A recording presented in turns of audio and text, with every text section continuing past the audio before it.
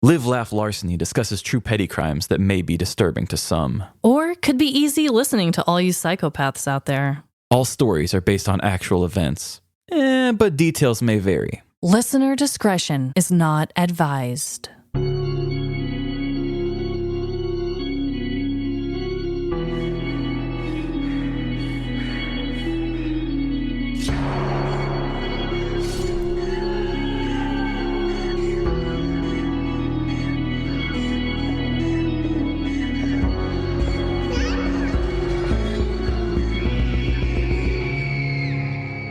Live, Laugh. Larceny.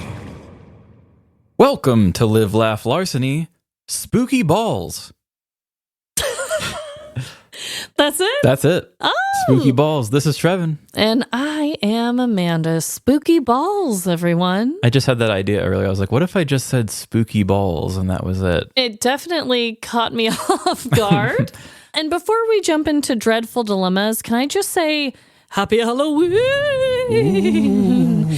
And as we are recording right now, I am dressed as a spooky witch / assassin / gothic queen. Amanda wore a witch's dress, but we found that it has a hood on the back. Yeah. And with the witch's hat off and the hood up, it's like a whole nother vibe. Yeah, she's got kind of a female sidekick to Robin Hood look / Assassin's Creed or something. Oh, I will take it. And I'm wearing leg warmers with little skulls and crossbones on them. So I don't know what that means, but my legs are warm. A warm assassin. And Trevin is wearing a mask. Do tell, Trevin. I'm wearing a Captain America rubber mask. I've had it for a very long time. I was going to say, how long have you had that? Oh, a very long time. Probably at least 12 years. Holy crap. Okay. So this is the one I used to wear when I worked behind the counter and I would give kids candy. Oh, nice. It's a good one. It has like the real kind of wrinkles. It's a very different Captain America mask than what you've probably seen. Yeah, it shows the crinkles of the concentration in the brow and that forehead wrinkles and everything. I know. I love it. I'm blown away personally by both of our looks. But my forehead will be very sweaty by the end of this episode. Definitely make sure to exfoliate after. So, Trevin, what is your dreadful dilemma? In the spirit of Halloween and all things spooky-ooky, I must tell you all that I went into another dimension the other night. Oh, no. So I was watching a Chiefs game and I decided what would make football more stressful. And Emily and I were both like, well, maybe edibles might work. Haven't you learned your lesson? Well, it worked on the beach by just the fine. Ocean? Okay. We got these peanut butter and jelly ones that have the inside there filled with peanut butter. It's like a grape flavor. It's very nice. Oh my God. I'm sitting here watching the game and Snapchatting with our good friend Molly. Which she was also sending me a Snapchat of her watching the game as well. Okay. She just took a picture of her TV and was like, oh, I'm watching the game or something like that. So I'm kind of like talking to her too, and I'm eating and kind of spacing off a little bit. And I go to pick up my phone and I look on the screen and I realize that Molly and I have the exact same TV, the exact same everything. What? And I'm like, holy shit, how did Molly get even the same pet containers that I have? Like, how is this all the same? And then I realized that my name was at the bottom and I was actually just looking at my own snap that I had taken. Her living room looked like my living room because I was looking at a picture I took instead. Oh, Trevin. But I tell you, I really did think that for a bit, I thought I was in another dimension. Whew, I have been there before, Trevin. You are not alone. I remember one time, I mean, this was years and years and years back, but I over-ingested a little bit too much, and I thought I was zooming into a picture of what I was seeing, and then zooming into that picture, zooming into it, and yeah, it took me a little while, and finally I stopped getting the zoomies. Wow, you're like Mabel after a bath. Exactly. Well, I also have a dreadful dilemma. This dreadful dilemma is a personal one, but it is also a tiny bit spooky as well. It's also kind of a confession. Oh, okay. It's heavy, okay? It's like a bunch of things. And I don't know if you're ready, Trevin, for the truth that's about to come. I don't think I am, honestly. I've been a bad friend, Trevin. Yeah? For years. Oh, my darling. I have been holding on to your precious 6 Feet Under Season 1 DVD set for years. Oh. Years, listeners, years. And I'm just now returning it to you. She's had this since before HBO Max was a thing. You gave me that DVD set before Jordan and I were even married, I'm pretty sure. Yeah. It was so long ago, like 2014. Probably.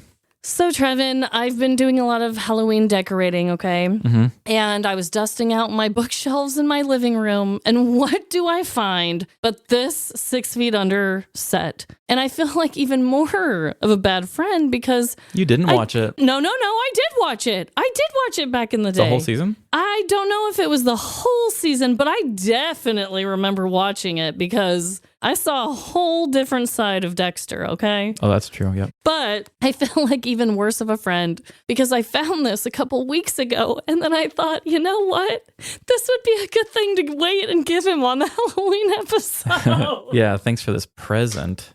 I know you already rebought season 1, didn't you? Actually, my friend Tyler, he had the whole box set of the entire series. Yeah. And he gave it to me. Oh, so I have the entire series twice almost. No, twice now that you gave me this back. So yeah. Okay. Well, you know what? Your collection is complete again. And Emily actually just watched the whole series about a month or two ago, and I think it strengthened our relationship. Oh my God.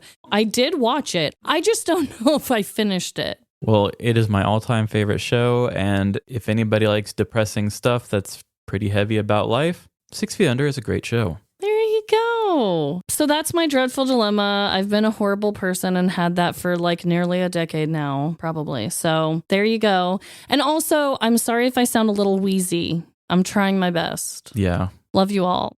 So we're going to be doing some killer facts. Hello? We've traced the facts. They're coming from inside the house. We are, and you are going first on this Halloween special. Oh my. So today, in honor of Halloween, my killer fact is going to be about a very spooky invention. And that invention is called the Mort safe. Have you heard of it, Trevin? Mort space safe? It's one word, Mort safe. Not familiar with this at all. I got some great information from the Vintage News. Definitely check out that whole website. Very cool stuff on there.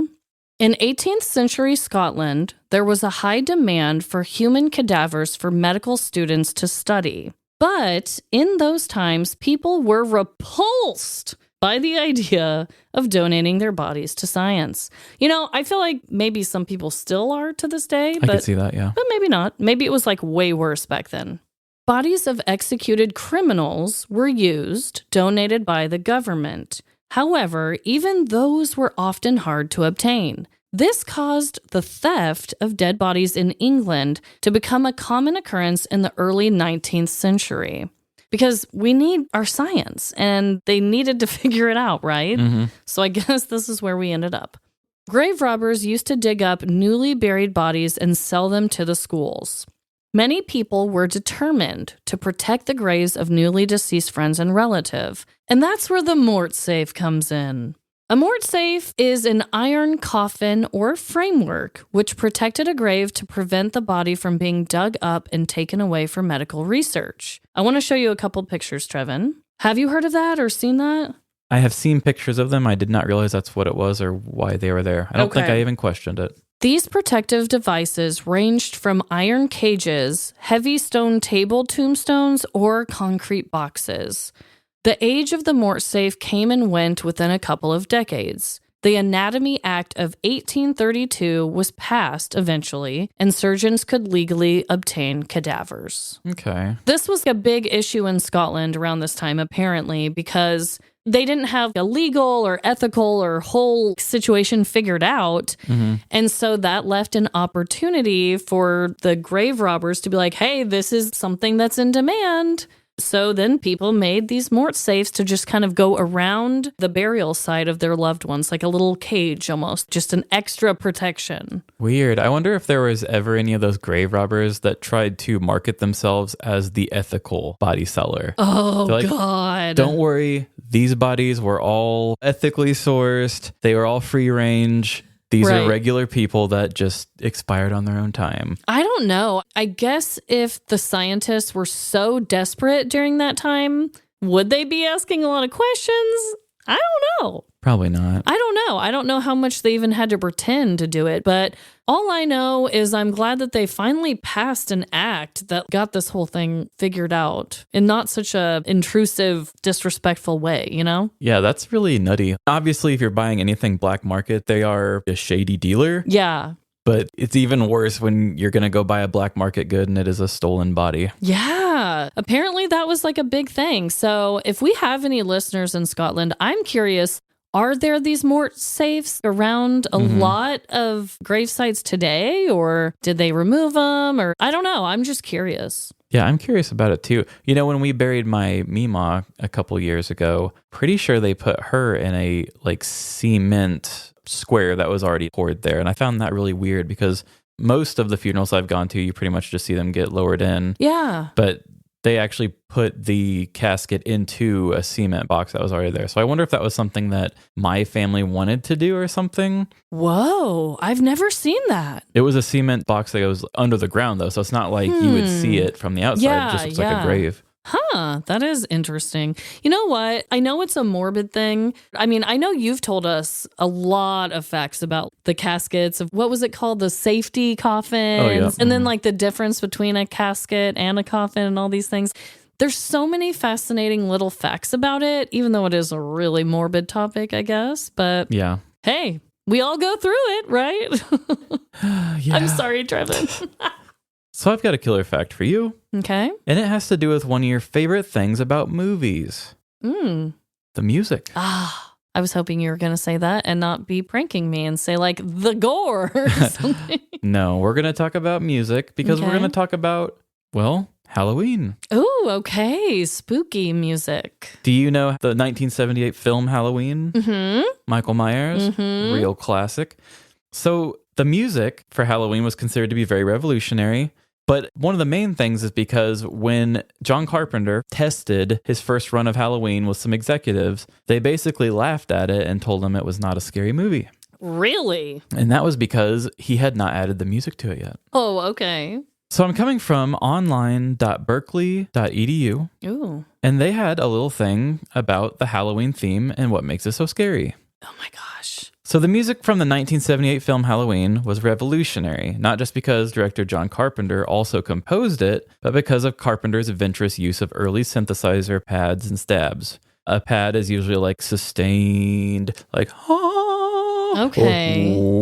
I use pads like at the beginning of almost every single one of our songs. Okay. And then your stabs are your more like, like the, stabbing musical sounds. That was a beautiful sound, Trevin. My God. Thank you. That was like the perfect horror sound. So in the late 1970s, it was when electronic music started getting big. The electronic sounds of music was mainly just used with science fiction stuff and anything about space. They used a lot of woo noises like that. Right. But John Carpenter didn't have a whole lot of money. They made Halloween for $300,000. There was not enough for him to hire a film composer or an orchestra, because back in those days, you would have a lot of, like stuff with the strings and stuff like that. Right. Carpenter had studied some music and he had played in some bands. And so he just booked a studio in LA and he just set up with a bunch of synthesizers and was making synthesizer noises and stuff while watching the movie to just try to add more to it. So they had already filmed everything? Mm-hmm. Okay, and then they went back and did the music. Okay, fascinating.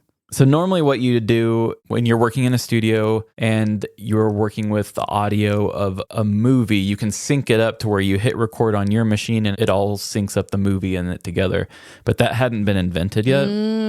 So they just played recorded music to a click track and a stopwatch to try to make sure all the time lined up. And then he would just later go back and line it up with the 33 millimeter camera.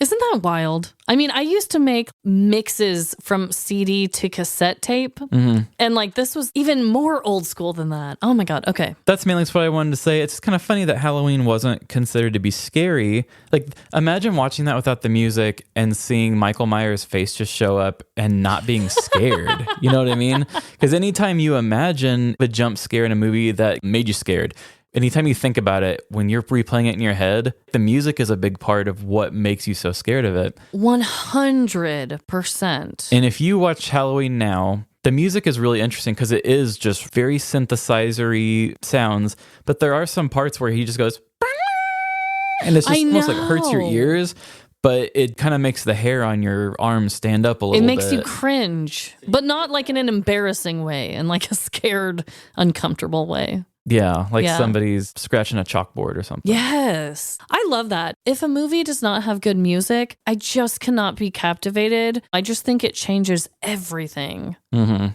The original Psycho by Alfred Hitchcock was like the first slasher movie ever, and Halloween was kind of an ode to that, which kind of built on to being the second big slasher. And then because Halloween was so good, there was a bunch of other ones. But even though Halloween wasn't the first slasher, it was the first to use music so strongly to make the fear happen. Right. I wonder how much the music in that kind of inspired Friday the 13th music. I think once Halloween knocked it out of the park, they just made it a formula. Okay, it was Friday the 13th had a killer music, except it just took place in a camp. Mm-hmm. Then you've got Nightmare on Elm Street, killer 80s music. Mm-hmm. It was all just trying to build up one villain and then just having them kill a bunch of people. Yeah. That is wild.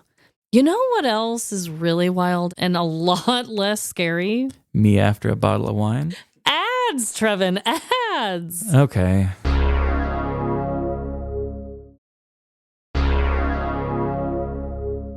And we are back. Trevin, you really, really got me with that transition this time. That was a really good one. Thank you.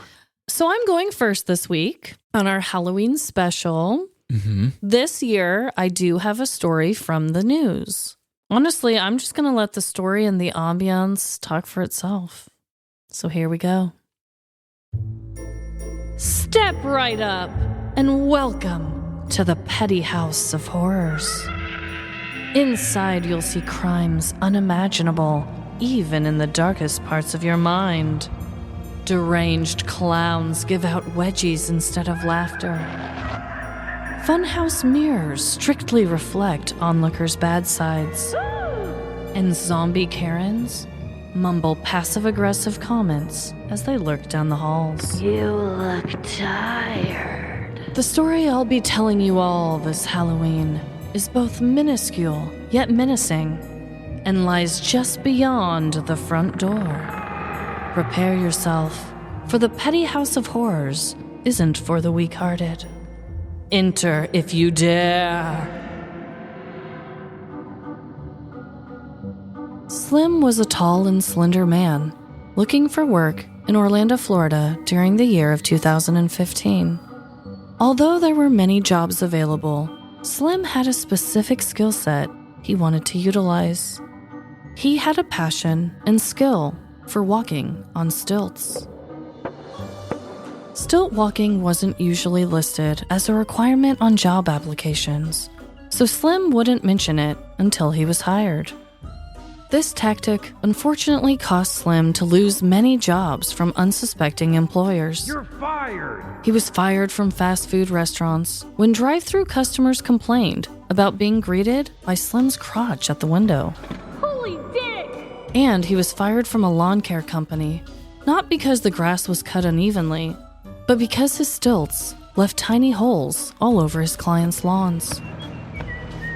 Slim was considering hanging up his stilts for good when he spotted an interesting job listing online. Scare actors wanted at Universal Studios? Slim read aloud to himself. He looked over at his stilts hanging up in his closet and then back to his laptop screen. This could finally be the job for me. A place where my stilted ass truly belongs. Slim clicked the apply button and waited impatiently for a response. Days later, Slim received an email back from Universal, scheduling an interview the very same day. Arriving at the interview, Slim put on his tallest stilts and power walked towards the building. He dazzled the 3 interviewers, including a makeup artist, set designer, and former local child star. Slim danced, posed, and jumped around his stage, all while keeping perfect balance on his peg legs. It was a unanimous decision. Slim was hired on the spot to be a scare actor at Orlando's Halloween Horror Nights at Universal Studios. His job would be seasonal, ending at the end of spooky season. But Slim knew that this job was rare. Plus, it could get him a stilt in the door for other big opportunities that could lead him to all new heights. The first couple weeks in October were a dream come true for Slim. Each night, he would stilt into work and be assigned to a haunted attraction. One night, he would play a gigantic zombie in the Walking Dead warehouse. And the next night, he'd be a towering vigilante looking for justice in the Purge tent. I'm looking for justice. He had found a job that appreciated him for his specific skill set at last. That's why Slim didn't mind that 8 days before Halloween, he was scheduled to work in the General Scare Zone. This was located right outside the haunted attractions, and his job was to lure attendees inside. He had heard horror stories from other scare actors about interacting with the general public, from being spat on, slapped on, and even sat on. But so far, Slim only had lovely encounters with folks looking for a spooky night out. He put on his stilts and took his position in the dark entrance along with a handful of other dressed-up actors. The terrifying performers began to terrorize and mesmerize those walking by. Just as the night was almost wrapped up, sounds of a partying woman echoed throughout the theme park. Because Slim was higher up in the air than everyone else, he was the first to see the person projecting these party sounds. She appeared to be a petite blonde woman, downing a beer and expressing her every thought out loud. This doesn't look like the DMV. She had the possibility of being a potential safety hazard, as he warned his co-actors. "We've got a lit lady approaching from the east," Slim shouted down towards his team just before she came into everyone's view. "Ah! Get away from me, you fuckers!" The intoxicated attendee squealed as soon as she saw the actors in costumes. The verbal berating was nothing new for the scare actors, as many guests used cursing towards them as a way to overcome their irrational fears. But instead of continuing to walk away, the belligerent woman ran towards Slim and his stilted legs. "I said get away!"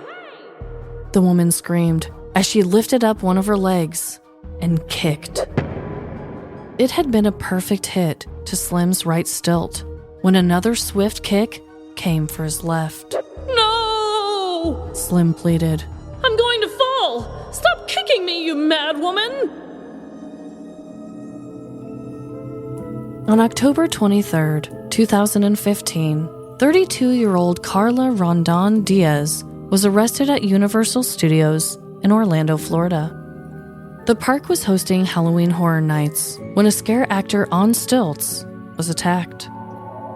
The unnamed stilt walker told police that Carla had kicked his stilts twice, almost causing him to fall to the ground. He yelled for her to stop in an attempt to prevent himself from falling, and police were soon called. Once at the scene, police noted that Carla was argumentative and indeed intoxicated. A representative for Universal Orlando told Local News 6, "The safety of our team members and our guests is our most important priority. We have a zero-tolerance policy that can include prosecution of anyone suspected of compromising the safety of our team members. Our scare actors receive special safety training, and we staff our event with uniformed law enforcement officers and team members whose role is to keep everyone safe." However, this is far from the only attack on Universal scare actors. Just days before this incident, a man was arrested for intentionally punching an actor in the face in the Walking Dead house.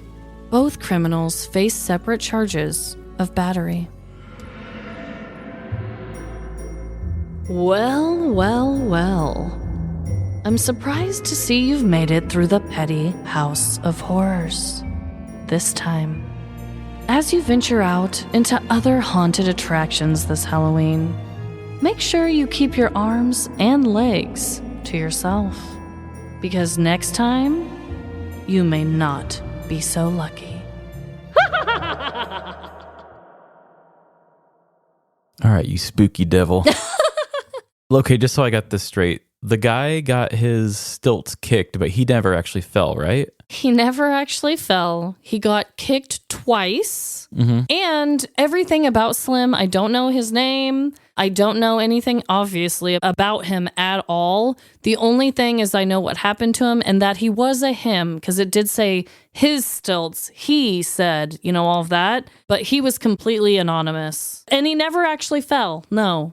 He just almost fell.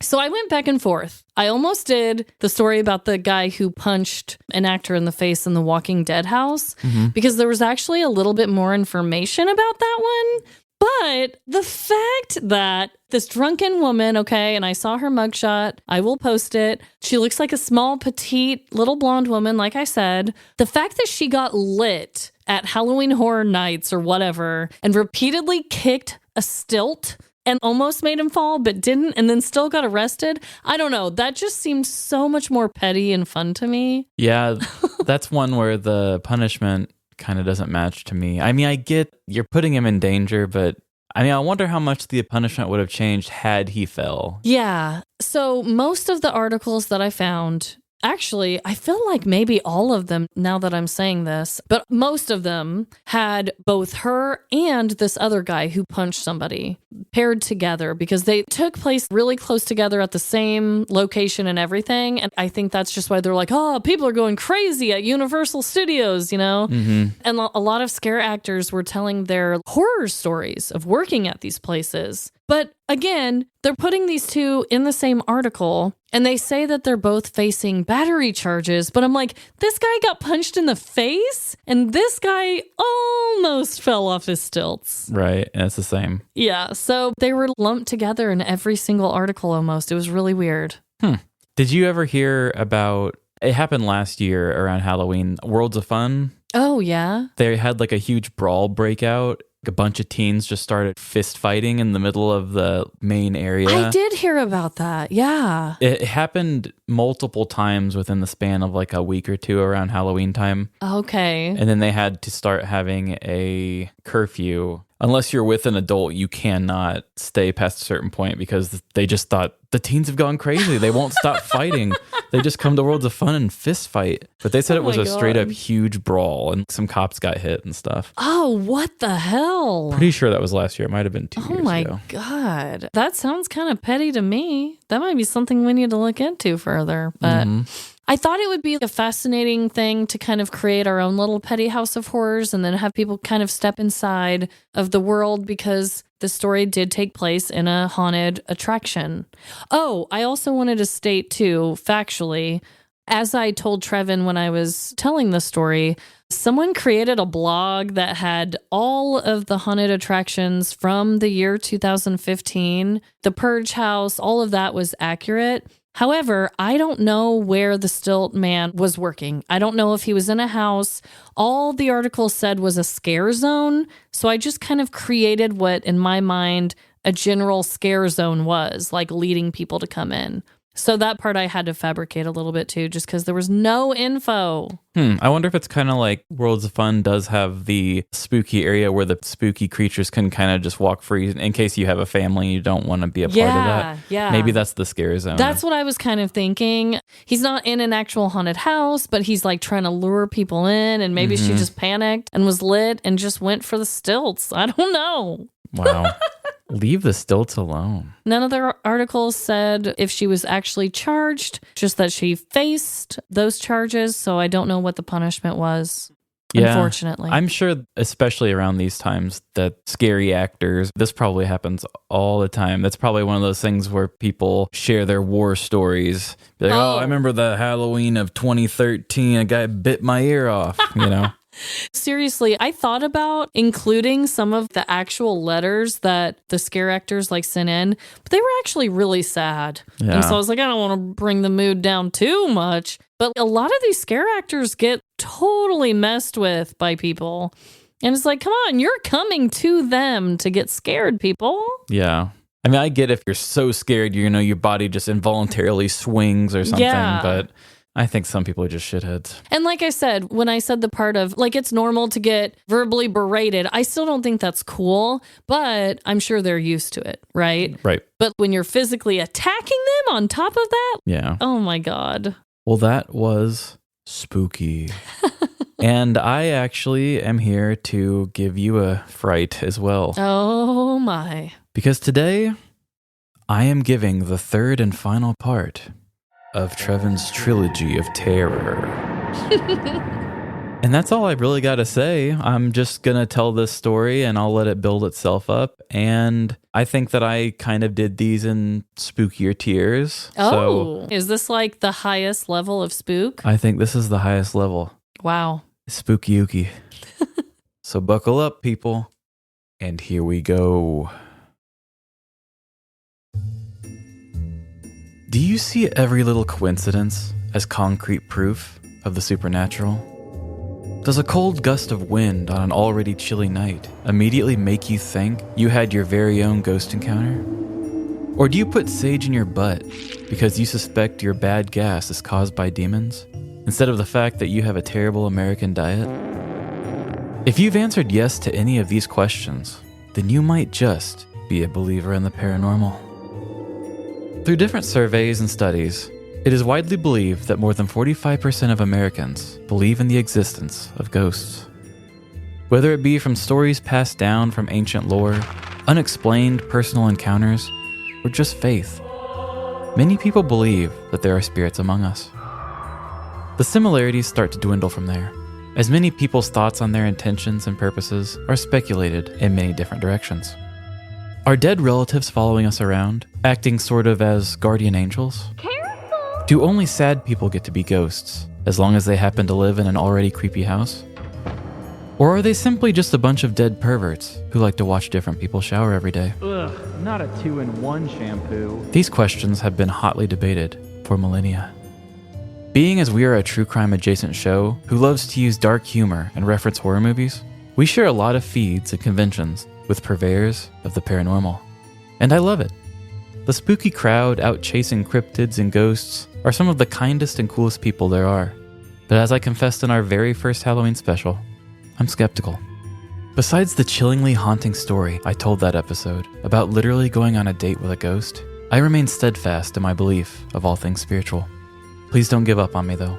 Thanks to the self-discovery I had during our spooky collab with Creeps and Crimes, I am skepticool. Meaning that I'm skeptical of these things, but I'm always cool with everyone believing and discussing them. But because we have made it to our third annual Halloween special, I thought it would be best to table those beliefs and see if I can convince you all, and myself, that ghosts do exist. I put my journalistic integrity to the test, visiting libraries, asking for third-hand accounts, and scrolling past the first page of Google.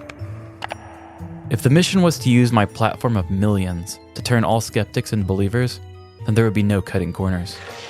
Lo and behold, I found it. I found the perfect spooky story that will undoubtedly unify humankind in a shared belief of ghosts. Prepare yourself for a lifetime of pissed pants and nightlights, because the third chapter of my trilogy of terror will reconnect you with your inner child, but only in the worst ways. So pause this episode and get some adult diapers in your size, because I can't be responsible for the ways your body responds to this one.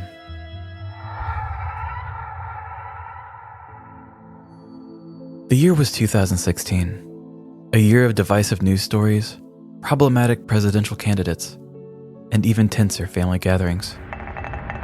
But don't worry, this story takes place across the pond, in the United Kingdom, so none of those problems are even going to factor into this story. It's a bad omen, Mike, Prescott McSillybottom said to his employer. I don't care what your horoscope told you, Prescott. There are paranormal seekers out there who paid good money for a ghost hunt.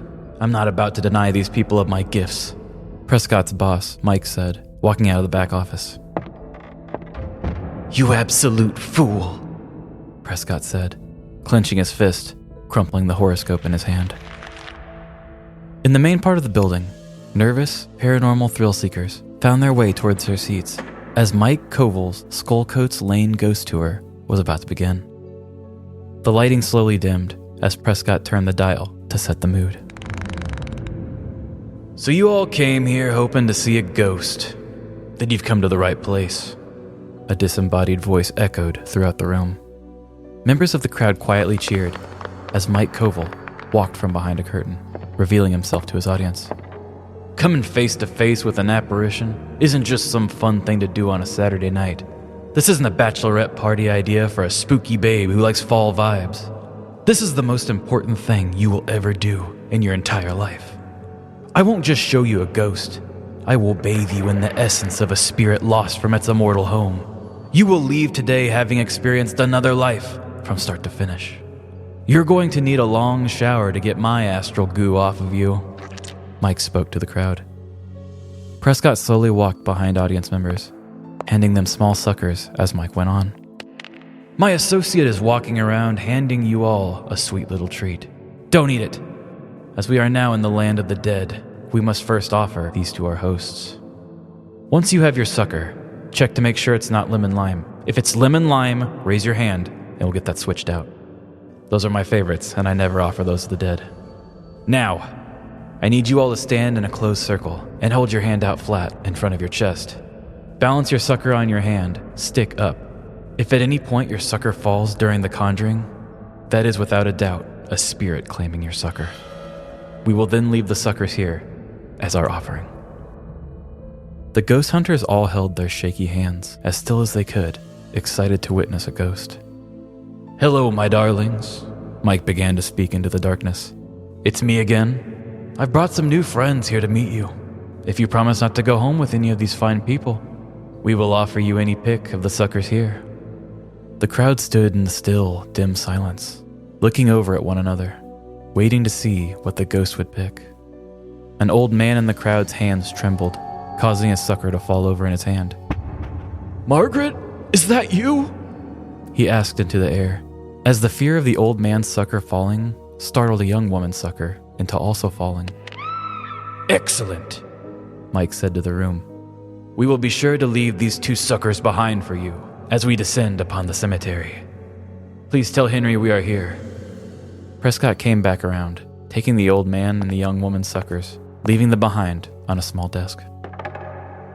With Mike at the lead, the ghost hunting expedition walked out of the building's side door and out to the cemetery. It was an eerily still evening.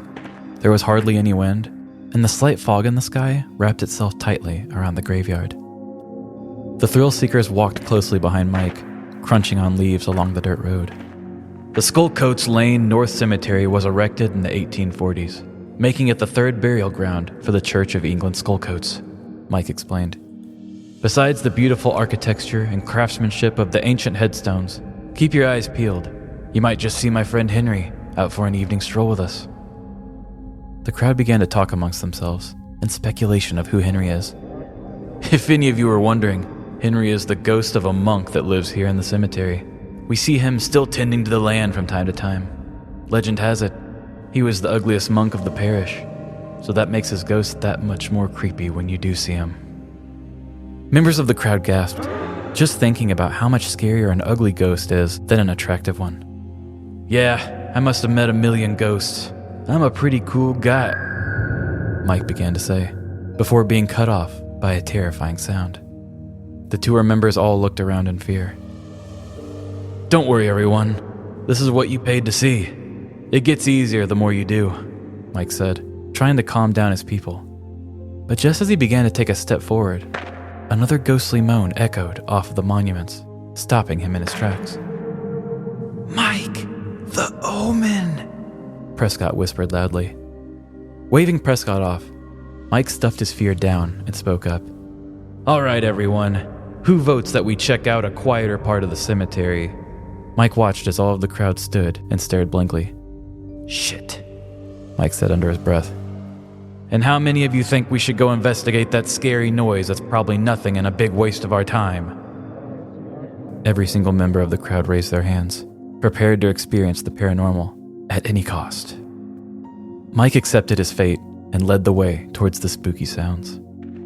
Along the haunted dirt road, The crew heard more noises, ghastly screams, expressions of pain, and even childlike giggles, with one member stating that they heard the name Daddy being called out.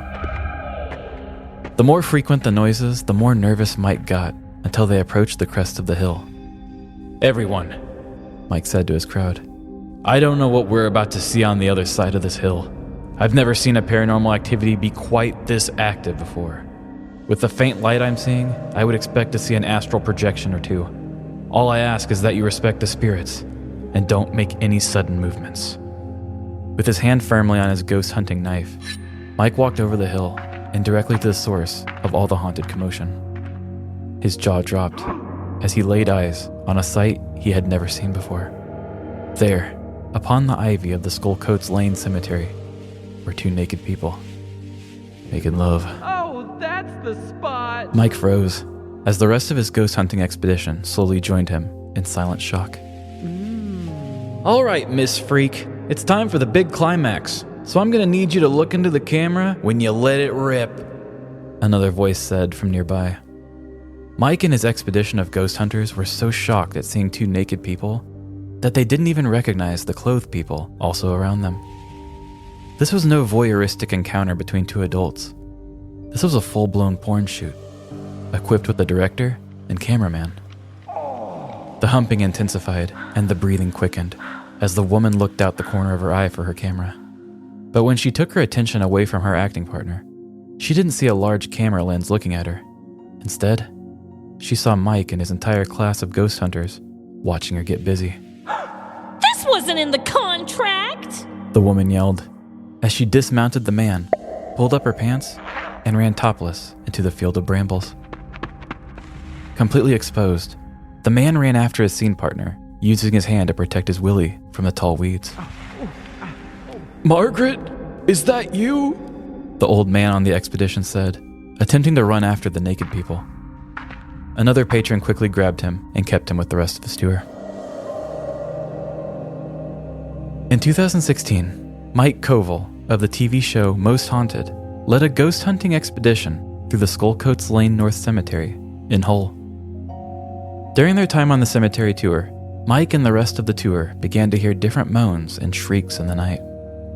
After following the sounds, the two stumbled across a man and woman doing the Humpty Dance, while two other men stood and recorded them. In Mike Koval's interview with The Sun, he said, "It was the couple who saw us first. They were going at it like knives among the ivy. She was a blonde. We looked at her and she looked at us. Then she pushed the bloke off of her. The guy ran after her, desperately trying to protect his privates from the brambles." He also added, "One elderly man was so incensed, he was ready to chase after them with his walking stick, but I persuaded him to calm down and eat his sandwiches." After following multiple different articles, I could not find that any police were called in this matter, but that doesn't mean others weren't affected. If there were people walking with their children around the graveyard and they saw something like that, it would be pretty terrible. I have got a little boy, and I wouldn't want him seeing that. I wouldn't know what to do. It's not very nice to see at all, a local prude told the whole Daily Mail. Wow. Absolutely frightening, right? Could you imagine how scared the prude must have been after hearing secondhand about people having sex in her city? I just can't imagine how that must have been for her. So this concludes the third installment of my trilogy of terror. I hope you've all had as much fun being spooky for multiple weeks as I have. And I hope you understand that fear can come in all different shapes and sizes. You're all probably tuning into creepy shows of ghosts, cryptids, and killers. But where else are you going to hear stories about petty acts from beyond the grave, or a sexual act scaring a local community? That's right. Nowhere else. Even if nobody asked for it, we got it. So whether you're partying too much and robbing your neighbor, shooting a porn in a cemetery, or just egging children as they trick-or-treat, I hope you all have a great and petty Halloween. Holy hell. First of all, right before you said that it was a couple making love, in my mind, I was like, oh my God, if this is a couple making love, this is going to be amazing. And then you gave the twist about it being a porn shoot. It wasn't just lovers in the field. Yeah, it was a crew of two recording a crew of two. Wow. Okay. I thought, oh, I guessed it. And then you hit me with that. And that just blew everything way out of proportion. How random. It's very random. I saw your first reaction when I could tell that you figured out that it was two people humping. And it made me very happy because you're probably going to be the worst person to receive this story because you're not going to hear the sounds morph. Because I'm going to give more of ghostly sounds and probably start to get a little closer to sex sounds as we get closer. Yes. So you just got nothing but my clues as the daddy thing gave it away for you. That made me very happy to see that you were still picking up on what I was doing without the audio. And I loved every second of it. That's going to be so funny.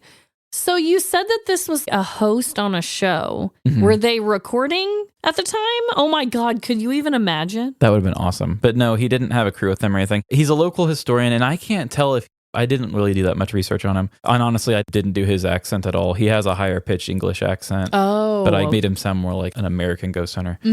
But they said that he was from Most Haunted. And I don't know if that meant he was just on one episode or if that means he's like the host of it. Okay.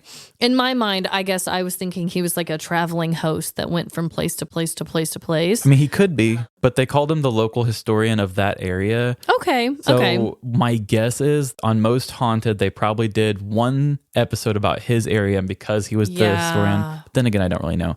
I'll tell you why I kind of did some of the stuff I did. Okay. So I don't think I ever really talked about my experience, like 2 or 3 years ago when we went to that haunted house. I don't think you did on the podcast. I know you did with me. I wanted to talk about it on the show, but stuff just came up and I never did. Yeah. So that sucker thing is exactly what they had us do. Was it? Yeah, that wasn't something that has anything to do with the truth of that story. Okay. But I wanted to use my own experience in telling that story. Because when we went to go do this haunted house, we had this lady tell us that she speaks to the paranormal all the time. And she made it sound like she was a boxer or something. She's like, yeah, I've had 155 haunts. I've seen about 76 apparitions and only 2 knockouts, something like that. Oh my God. She was giving you guys her stats? She was giving us her stats. And she's like, yeah, I did a ghost haunt last night and they were a little rambunctious last night. So we'll see what we can get into tonight. And I'm thinking, you nerd. That is so funny. Oh my God. So before we went into touring this haunted house, it was like a barnish thing. I think they also might do weddings out of that room. The friends that we're with actually had talked about doing their wedding party there, actually. Oh my God. So anyway, she handed us all suckers. Did not do the lemon lime bit. That was me. Oh, I loved that part. They had us hold out our hand flat in front of our chest, and we would have to stick a little dum-dum sucker on there with the stick pointing up. Okay. Now, and I hate to be a total buzzkill skeptic here, but I'm just going to go off of what I saw. Okay. She did her whole thing, kind of like in my story, where she's like, oh, hey, ghost buddies, we're about to come and hang out with you. Hope you're okay with it. I brought you a bunch of new friends here. Please don't go home with them. Did the whole thing exactly the same. And then said, now, everybody hold your suckers out. And she says, if there's any of these that sound good to you, feel free to knock it over and we'll leave it here for you. We just sat there in the silence for the longest time. And of course, there was this one girl there. It was just like, oh, I'm very spiritly strong and blah, blah, blah. And she's like, oh, I feel it move. And then like fell over on her hand. And then the girl's like, oh, he must really like you, the ghost. Somebody else said they felt one move and then they came and took those 2 and she set them on a little table and was like, we'll leave these right here for you so you can have them. Damn. So this was all from personal experience, that whole part. Yeah. Oh my God. I thought it sounded familiar. Now I know why. It was such an awkward experience to be a part of. And it was like, okay, these people obviously aren't sitting still very well. Because I think when it was Emily and I would like point over to a couple people in our large circle. And I'm like, that girl is jittery as hell. She couldn't keep a sucker straight up on her own. Right. So I really wanted to add that experience into my story. But yeah, it was just such a funny thing because after we go through the whole thing and we didn't experience anything except that one girl who experienced something too. She was like, okay, now make sure you guys go straight home. Don't touch anything. And you give yourself a good shower because we don't want to like bring any spirits home with us. I thought that was the whole point of the sucker offering. Yeah, that's what I thought now you too. gotta go home and get a shower too? But it's very performative. And all of that stuff was there to try to get us into the mood so that if anything in the house we were about to go to creaked or cracked, then It could be like it's almost like having an opening act for a stand-up thing. You don't just put your best stand-up comedian out there without somebody warming the crowd up.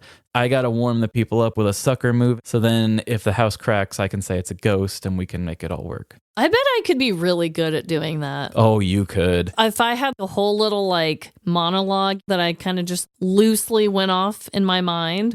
Oh, yeah. But the thing is, if it was really haunted, I would be too scared. So I couldn't. Yeah. That story, it caught me by surprise. And I do think it's interesting that no police were called. Then did they just go to the local news and tell them about this? Or how do you think this came out? I guess the story just kind of became a cute local story at first, that they were like, oh, hey, the local guy was given his funny ghost haunts like he normally does, and they walked in on a porn. Yeah. Well, and then some people got outraged in the city and were just like, oh, I didn't keep any of their quotes or put them in the story, but the church that looks over the graveyard was just like, oh gosh, we would never want to know that people were doing that in our graveyard. Basically, it was just like, oh, it's indecent. Okay, because I'm like, damn, if there weren't police records leaked or whatever, like someone had to tell somebody for it to be in the news. So I was just curious. But no names on the porn. I don't know what movie was shot there. I don't know if it was just some people doing some amateur things or if they tried to put it on a DVD company. Like nobody came forward and claimed. Maybe if you did some hardcore digging, you could find their Pornhub account or something. But wow, no articles gave the name of the actors or anything. Wow. I wonder if in the footage they captured the whole tour. Oh, that would be so fun. Dude. Oh my God. If that is out there, that would be so funny. You know where to find us. Yeah, this is the one time you can send us explicit material. Yeah. Okay. Oh, what a time, Trevin. Obviously, we both have spooky connections, but I did find it to be really funny that both of them were paid events to go and specifically get scared by. And then something petty happened because of that. Yeah, when you, in your story, you said the attendees. When I was writing this story, I had to keep coming up with so many different synonyms. I was like thrill seekers, ghost hunters, tour people, you know, and I'm like, attendees, I never used that one. When you said that out loud, I was like, that could have been on one of my synonyms I could use. Oh, yeah, I know. Sometimes it is hard because you don't want to sound too repetitive. But yeah, attendees, they were both stories about people just going, paying to be scared. It's really weird that they were both that way, but totally different. Mine is supposed to be fake. Yours is supposed to be real, you know? Yeah, that's actually really fun. They were paying to be scared, something that we didn't do with our other stories we did with our trilogy here. So right. That's nice. It's like corporate horror, like paying for it. Big scary. So that is our connection. Before we go to our closing, I do want to say, hey, everybody, we are recording this episode before I get married, but I will be married by the time this episode comes out. And it would be the coolest, most bestest thing you could do. And I know we're going to put this in our outro stuff, but if you guys could do anything to help get the name out with this, because I'm like making some really big pushes here. If you want to make Instagram posts of us, like on your feed, if you want to text and tell your friends about us, more 5-star reviews, anything you could do that would just be the perfect wedding gift to me. If you suggest things in little Reddit groups that you're in, suggest us to that. Just anything that can blast us out there as much as we can, because I really want to do this a lot. And I know. Yeah. I second everything that he said. I mean, honestly, it might sound like a small thing for you guys to do any of those things, but added up with our whole community, it would actually make a really big difference if you just told at least one person. And it is that time of year where everyone is kind of wanting to get scared, and we're kind of the comedic relief. So maybe people would be really interested, and we would absolutely love it if you did any of that. Yeah, I've seen plenty of people who around this time look in podcast blogs and they're just like, I want a really good Halloween special, or somebody who does it, like even like a show that doesn't generally do that all the time does it. And it's like, oh man, we try to do the best Halloween special type stuff we can. But anytime you share our link to anywhere, anytime you send it through a text, you know, I didn't even know this, but Spotify, when they do the Spotify Wrapped at the end of the year, it actually shows how you're shared to people. So not just like how many times was your link shared through social media, but it actually says how many times your link was shared through text. Oh. And I thought that's really interesting. So I would love to see a bunch through text, because You wouldn't really think about that, but I mean, it is true. If there's ever been a song that I thought was so important for somebody, I've sent that through a text. Oh, yeah. I've shared things a lot. So share us with everyone. And yeah, just getting our name out there more would be, again, the best wedding gift for Trevin, and also just a gift for me too. So we would appreciate it. Yeah. And even if you're trying to get the attention of other big podcasts, tag us in there and tell them they should talk to us or something. I already said it. If somebody like Morbid or My Favorite Murder like sends our name out there and gets us big, they can have my body. Like I'll cover myself in their tattoos. I love it. Well, I hope that everyone is having an amazing Halloween week. And just remember, no matter the crimes, big or small, in the end, we're all doomed. Doomed to buy a ticket to get scared. Bye. See ya. Stay safe out there this Halloween, and thanks again for listening to our show. If you're doing any cool costume parties or anything, share your cool costumes with us. Maybe we'll do some sort of a listener collage. Live Laugh Larceny at Facebook, Instagram, TikTok, or Threads. And if you have ever got caught humping in the cemetery, send us your petty crime story. livelaughlarceny@gmail.com. And did you enjoy getting spookulous for 3 weeks? Give us 5 stars wherever you rate podcasts. Spotify, Good Pods, or Apple.